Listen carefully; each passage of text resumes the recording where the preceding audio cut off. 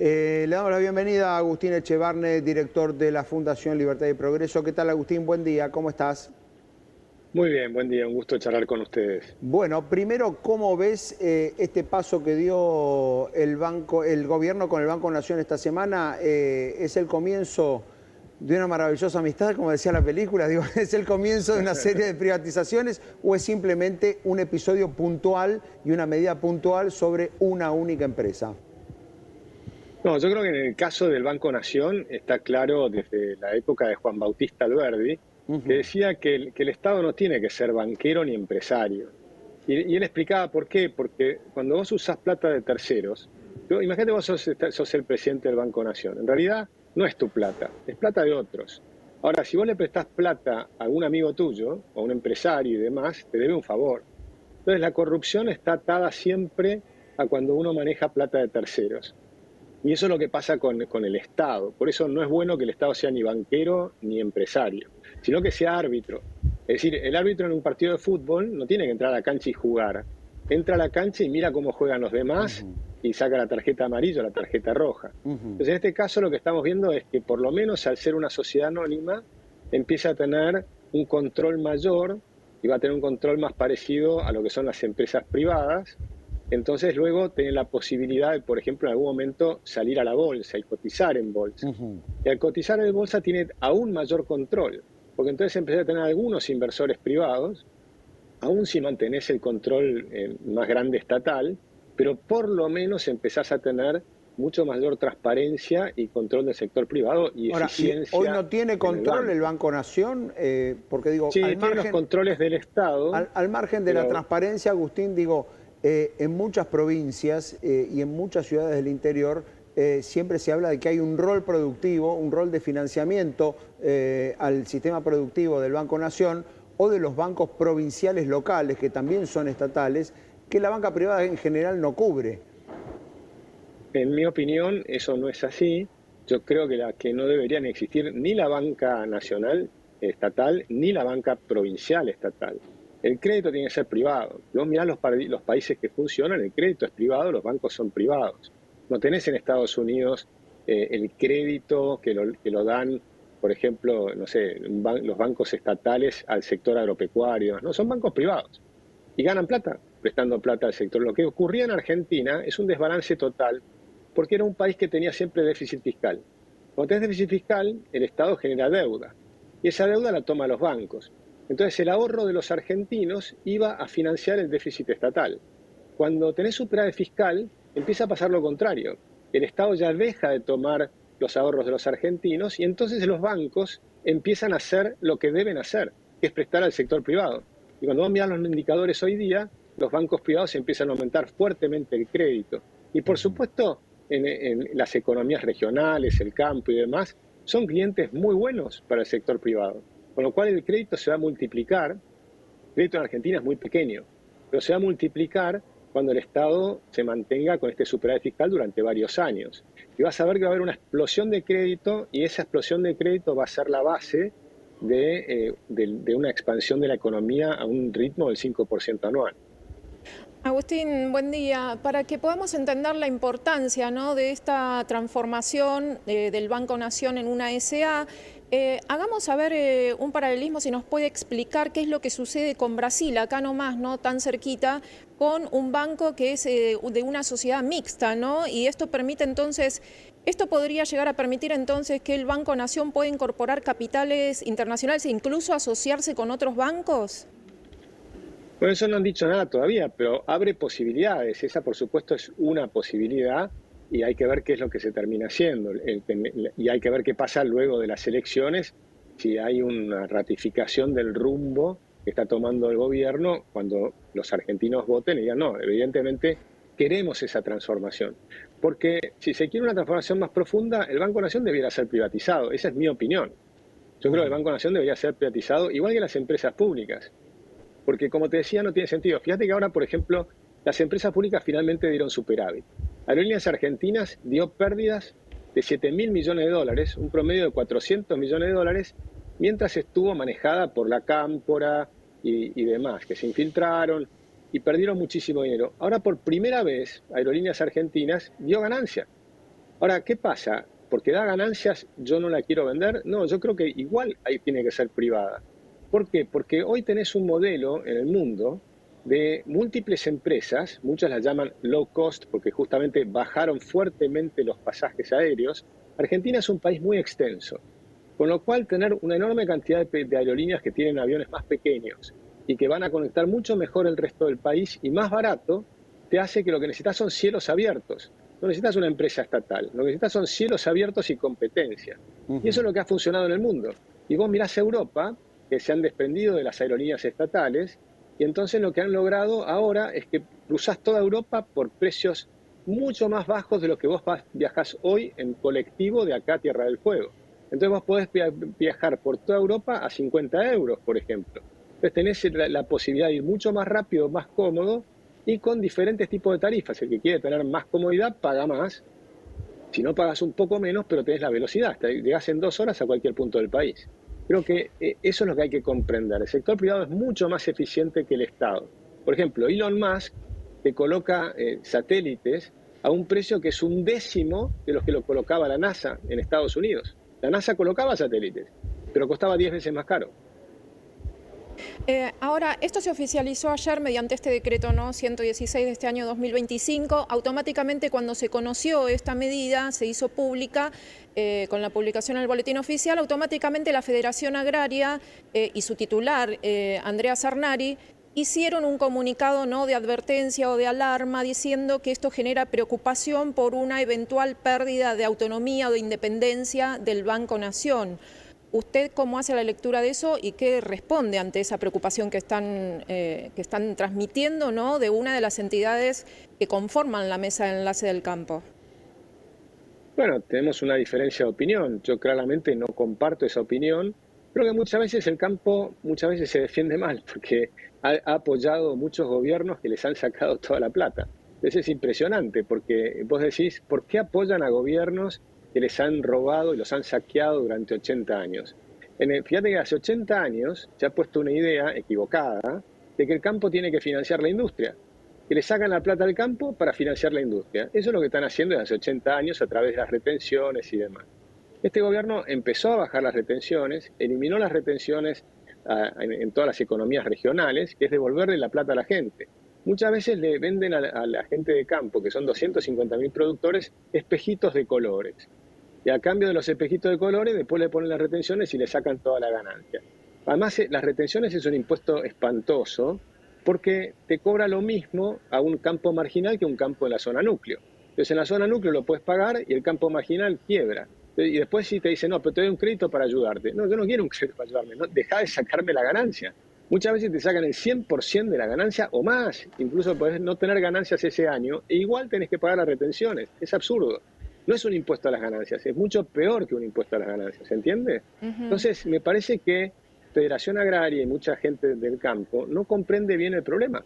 Yo trato de explicarlo siempre, doy muchas charlas en el sector agropecuario, creo que a veces tienen errores conceptuales profundos, se han comido una idea que, porque te la venden en los libros de texto en los colegios, el adoctrinamiento es fenomenal desde hace muchísimos años. Hablan, por ejemplo, ustedes habrán escuchado hablar del modelo agroexportador, ¿no? ¿Han escuchado? Sí, claro. Bueno, eso jamás existió. El modelo de la Argentina de la época de 1853 a 1920 era el modelo industrialista de la escuela escocesa de Adam Smith, industrialista. Entonces vos decís, en un país con extensiones agropecuarias espectaculares, ¿qué iba a crecer más rápido? ¿El agro o la industria? Lógicamente, si pones libertad, ¿qué crecía más rápido? ¿El agro o la industria? ¿Qué opinan ustedes? No, a ver, digo, está Pero claro el respondeme punto. eso. Pero el agro o la industria vos crees que crecía más rápido? No, a ver, pero digo, también es difícil analizar ese escenario con las reglas laborales y con el mundo que existía en ese momento. Digo, Pero lo interesante que te quiero mostrar es que generalmente la respuesta es el agro. Y no es así, crecía más rápido la industria. Y la industria argentina, cuando la economía era totalmente libre en el siglo XIX y principios del siglo XX, sí. La industria argentina llegó a ser... ¿Y por qué habría que elegir, Agustín? Digo, ¿por qué habría que elegir entre una u otra? Digo, ¿por qué no podría desarrollar ambas cosas? Pero exactamente, porque eso fue lo que pasó con la libertad. Porque la libertad lo que hace es que el agro crecía de una manera espectacularmente rápida. Pero al crecer el agro desarrolló la industria. Y de hecho la industria creció más rápido que el agro. Para 1922 la industria ya había superado al agro. Para 1932 la industria argentina era más grande que la de Brasil y México sumados. Era impresionante. Y abastecíamos el 71% de todas las manufacturas que se consumían en Argentina, y además se exportaba un 20% y no era una industria protegida. Ahora con la industria protegida, saqueando al campo, y también había más carretas que automóviles, Agustín. Digo, el punto está claro, pero digo, no deja de ser un episodio histórico, en el sentido de que también, sobre todo las reglas laborales de aquella época no tienen nada que ver con lo que pasó después. Es mucho más, pero es mucho más que un episodio histórico. Si lo comparás con cualquier país del mundo, Argentina fue extraordinario lo que hizo. Ese modelo funciona, y funciona hoy. Funcionó en China cuando abrieron la economía, funcionó en Taiwán, Singapur, Hong Kong, etc. Bien, es decir, pero por eso digo, que haya funcionado en 1922 es garantía de que podría funcionar hoy. Totalmente, porque funcionó también en China cuando abrieron hace muy poco, y también funcionó en Taiwán, en Hong Kong, en Singapur. En los 5 continentes, cada vez que aplicas ese modelo funciona, y va a funcionar en Argentina, lo estás empezando a aplicar ahora. Falta muchísimo, pues recién hemos empezado a abrir la economía, recién hemos empezado levemente a hacer un montón de cosas como bajar impuestos, pero falta mucho. En esta apertura, como hombre del liberalismo y como hombre que se ha opuesto con firmeza siempre al kirchnerismo, ¿cómo evaluás este primer traspié, este primer episodio en el cual se empieza a manchar con dudas y con sospechas al gobierno de Javier Milei? Me refiero, por supuesto, al tema de la criptomoneda. Bueno, para mí fue un error grave, que ya lo admitió el gobierno. Yo no creo que haya habido dolo, sino que haya habido intención de enriquecerse de Javier Milei. Yo lo conozco hace muchos años, un hombre, yo lo considero totalmente honesto, pero sí fue un traspié y fue digamos, una imprudencia. Y provocó una reacción que a mí me preguntaban el sábado y yo decía, bueno, vas a tener una caída durante un tiempito, pero va a ser una oportunidad de compra. ¿Por qué? Bien. Porque la Argentina está en un camino de bajar la inflación muy fuerte. Bajaste del 211% que yo teníamos. Me refería, a este episodio en el sentido de que, aun cuando no haya dolo, está claro que alguien ganó muchísimo dinero. Yo no, es complejo encontrar herramientas para decir que Milei hizo esto para enriquecerse, pero sí, evidentemente, alguien se enriqueció y Milei fue el vehículo con su tuit y con su mensaje, fue el vehículo para eso. Es probable que sí, desde ya se enriquecieron. El mercado ese de criptomonedas es un mercado de timberos, ¿viste? Profesionales, que es cuando todas estas monedas suben y bajan a una velocidad extraordinaria. Por eso, y con ese timbero profesional, Milei se sacó la foto y dijo que era su asesor. Sí, y eso fue un error garrafal. Evidentemente le acercaron algo completamente. Porque vos sabés que hay una comunidad cripto en Argentina que es muy seria. Sí. A diferencia de eso, son muy serios. Sí, sí, por supuesto. Pero les acercaron no a las personas adecuadas. Evidentemente le acercaron a estas personas que no son. Obviamente, cuando todo lo que hemos leído ahora, yo no soy especialista en ese tema, claro, obviamente, ¿no? Está bien. Pero sí creo que esos personajes van a tener problemas. En Estados Unidos van a hacer una investigación. Milei no va a tener problemas porque, todo ese negocio tan oscuro no hubiera podido hacerse sin la participación de Javier Milei y su tuit. Sí, pero yo lo estuve investigando y la verdad es que no hay delito. Entonces, si querés, el problema que puede tener es que obviamente no creo que mucha gente confíe si él vuelve a proponer una criptomoneda, porque no es su área. No, uno tiende a creer que no lo volverá a hacer, Agustín. Bueno sería, ¿no? Que traiga otra vez esto. Yo creo que esto tiene que ser un aprendizaje, ¿no? Zapatero a tus zapatos. Lo que él sabe hacer es una transformación económica para que la Argentina crezca, para bajar la pobreza. Ahora, la pobreza bajó en un año. Es un punto interesante, porque zapatero a tus zapatos, no hay zapatos más claros que estos que los de Javier Milei. Era un tema donde se cruzaban las finanzas y las redes sociales. Los dos campos donde Milei se siente a sus anchas, donde realmente siente que tiene un expertise muy superior al del político promedio en la Argentina. Y fue ahí donde tuvo el traspié. Mirá, no, yo creo que no. Yo creo que el tema de las criptos es primero un tema muy complejo. Es un tema que tenés que meterte y entenderlo. Yo he empezado charlas con gente del sector de las criptomonedas desde hace 15 años. Y a ellos les ha ido muy bien. Yo no me metí en el tema porque justamente es tan complejo que creo que tenés que dedicarte a estudiarlo para no cometer errores graves. Este fue un error grave, claramente. y provocó un cambio de dinero de unas manos a otras. Toda gente que está metida en este sector de donde se gana plata fácil y se pierde plata fácil, ¿no? Por eso a mí eso no me gusta. Me gusta mucho más estudiar los temas en profundidad. Donde Javier Milei sí sabe es de economía.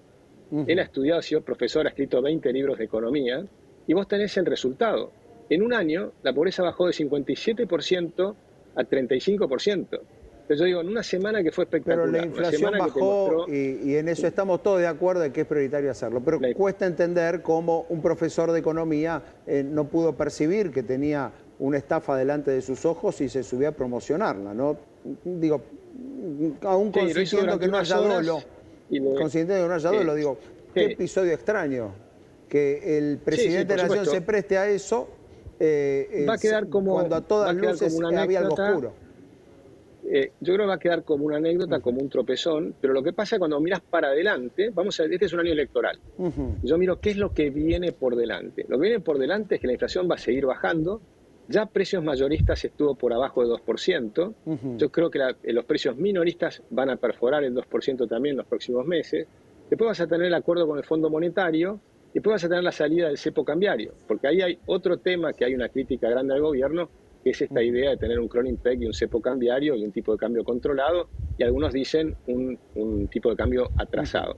Una vez que pasen esos episodios, salgas venga el Fondo Monetario, logres salir del cepo porque terminaste de sanear completamente el Banco Central, un Banco Central que había heredado completamente destruido, la verdad es que se va a estudiar este fenómeno, cómo hizo el presidente Javier Milei para salir de una crisis fenomenal que tenía la Argentina y en apenas un año tener una economía en crecimiento y con la inflación mucho más baja y con un tipo de cambio que va a ser libre y que entonces vas a tener las críticas se van a ir cayendo y vas a llegar vas a llegar a octubre y va a ganar las elecciones.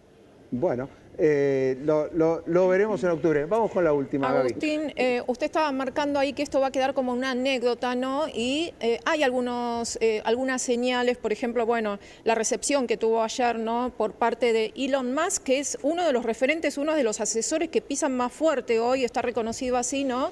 Y que tiene mayor poder y llegada a la Casa Blanca, ¿no? Y lo que él diga puede torcer entonces el rumbo de negociaciones y demás, ¿no?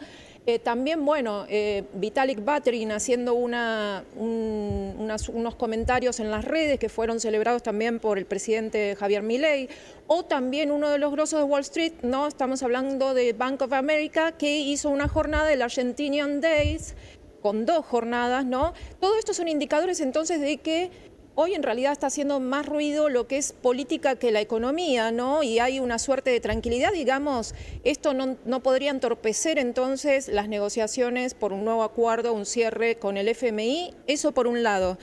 Y por otro lado, la discusión eterna. ¿Usted considera que hay atraso cambiario?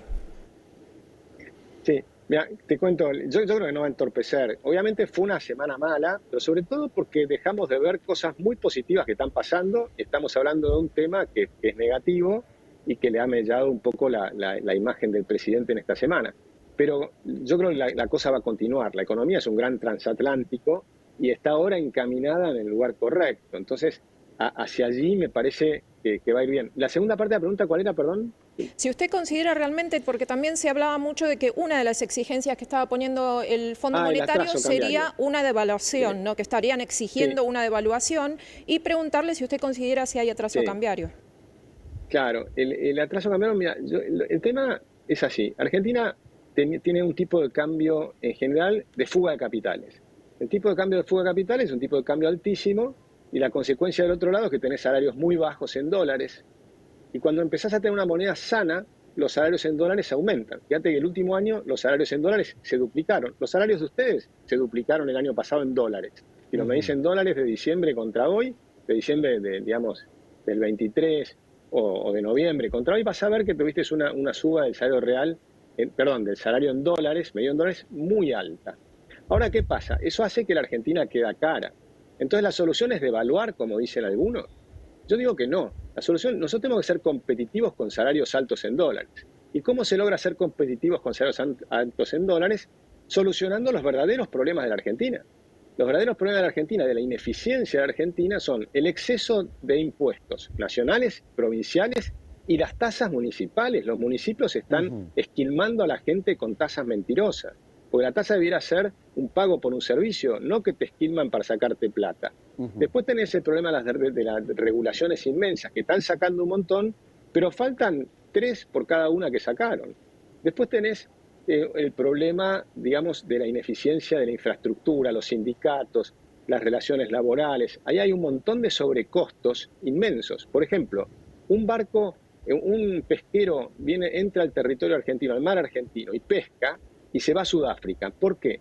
Porque en Argentina, por las reglas laborales, necesitas el doble de trabajadores por barco, y entonces prefieren no entrar a la Argentina, pescan en nuestro mar, pero después se van, y perdemos una cantidad de riqueza fenomenal por tener malas reglas de juego. Entonces hay que mejorar las reglas, son cosas todas reales que tenemos que mejorar. Y entonces vamos a ser competitivos. Y del lado de las empresas, cuando abrís la economía van a tener que competir. Y al competir vas a ver que la escala que necesita una empresa para ser competitiva es la escala mundial. Y el mundo tiene 8.000 millones, más de 8.000 millones de habitantes. Si vos estás pensando producir para 47 millones, la estás pifiando, porque China piensa producir para los 8.000 millones. Entonces tienen una escala que les permite bajar los costos a un nivel impresionante. Argentina tiene que acoplarse al mundo, está desacoplada. Agustín, y ese acoplarse al mundo, por supuesto, no va a ser sencillo. Agustín, usted estaba diciendo justamente empresas argentinas, ¿no? Bueno, volviendo al tema del Banco Nación, ya para terminar de cerrar el tema y ver cómo queda entonces configurada esta conversión, ¿no? Esto tiene que pasar por el Congreso, ya sea para incorporar capitales, inversiones extranjeras o para la venta parcial o total. Esto tiene que pasar por el Congreso para que se la pueda incorporar o habilitar como una empresa pasible de ser privatizada, ¿no? ¿Cómo ve ahí la situación? Principalmente por la postura que tiene La Libertad Avanza dentro del Congreso, que está un poco debilitada, ¿no? En desventaja. Sí, yo creo que esto es un paso previo y eso va a ocurrir tal vez en los próximos años, ¿no? Probablemente después de las elecciones. Pero en las elecciones La Libertad Avanza va a subir una enorme cantidad de diputados, va a estar mucho más cerca del quórum. No creo que llegue al quórum, el quórum son 129 diputados, pero una vez que su PECRE, digamos, se acerque a 100 diputados, va a ser mucho más fácil llegar al quórum con aliados. Entonces en ese momento va a poder sacar leyes. Y ya, está logrando sacar algunas leyes, porque ahí escuchaba al principio como que decían que es un gobierno autoritario. No lo es. En Argentina están funcionando las instituciones espectacularmente bien. Por ejemplo, hizo el decreto 70 y la Corte Suprema, mejor dicho, no la Corte, sino la Justicia, le frenó la parte de la reforma laboral y está frenada, porque funcionan las instituciones. Después introdujo una ley bases enorme en el Congreso para sacarla y no la logró sacar. Después, 6 meses más tarde, logró sacar 1/3 de lo que quería y consiguió ese apoyo. Y con francos y demás logra sacar algunas cosas, como esta semana que sacaron varias leyes, pero con apoyo incluso del peronismo, de parte del peronismo. Es decir que están funcionando las instituciones perfectamente bien. Me hay llama la atención allí, Agustín, esa frase que dice con francos, como que si fuera la única herramienta que tiene el gobierno para, digo, interactuar y generar algún grado de consenso para sacar esas leyes. Pero sí es cierto... Yo creo que fue una pieza valiosa. Está muy bien. De diálogo y demás, creo que sí. Claro, pero sí es cierto que en ese plano, aún con las dificultades que no son de este gobierno, sino que son de la Argentina desde hace bastante tiempo, hay que reconocerlo como un activo de la Argentina, que hay instituciones que todavía funcionan. Agustín, muchísimas gracias por estos minutos y este análisis. Muchas gracias a ustedes, un gran abrazo. Agustín Echevarne, director de la Fundación Libertad y Progreso.